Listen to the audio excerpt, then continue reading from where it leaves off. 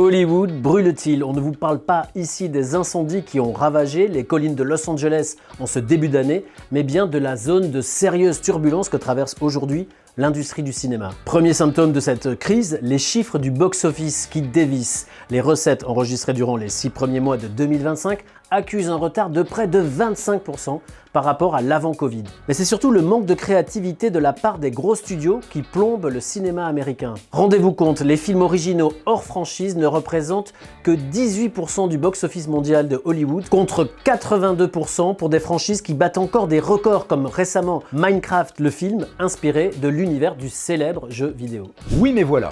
Les franchises sont-elles forcément le diable? Dans l'interview exclusive qu'il nous accorde, Tom Rothman, le grand patron du studio Sony Pictures, reconnaît qu'Hollywood abuse des franchises, Sony y compris, et qu'un retour aux concepts originaux s'avère désormais indispensable, même s'il n'est bien sûr pas question de renoncer aux blockbusters issus de propriétés intellectuelles. Alors pour rappel, le studio Sony Pictures, ce sont des franchises telles que Spider-Man, Bad Boys, Men in Black ou encore Jumanji. Et pour Tom Rothman, les franchises ne sont donc pas le diable. Il faut juste désormais que les studios nous reproposent enfin de nouveaux grands films populaires originaux. Et le dirigeant de Sony Pictures nous parle aussi bien sûr du streaming. Un peu partout dans le monde, les plateformes de streaming sont accusées d'être les fossoyeuses de Hollywood. Ted Sarandos, co-PDG de Netflix, qui reste encore leader mondial avec 301 millions d'abonnés, réfute lui toute responsabilité dans la crise que traverse l'industrie du cinéma. Pour lui, il ne la détruit pas, mais bien au contraire, il la sauve. Selon lui, l'idée de voir des films au cinéma est désormais